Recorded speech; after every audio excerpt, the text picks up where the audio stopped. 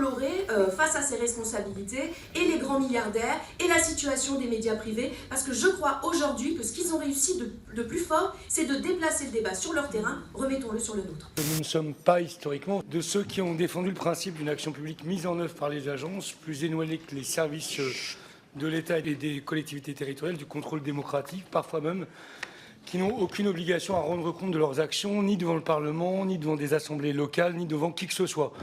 Mais notre analyse du texte ne peut être aveugle d'une critique qui, sous couvert d'interroger la structure, questionne en réalité les politiques publiques, en particulier dans le champ de la transition écologique. De quelle fraude parlons-nous?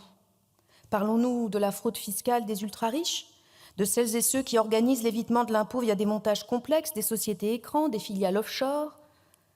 Ou allons-nous ouvrir enfin un débat courageux sur les niches fiscales inefficaces, sur certains crédits d'impôt massifs, sur les stratégies d'optimisation agressives et les cadeaux faits aux entreprises sans aucune contrepartie? Eh bien non. Le choix politique qui est fait est tout autre. Il est dans la continuité de 8 ans de macronisme. On préfère s'acharner sur les plus petits.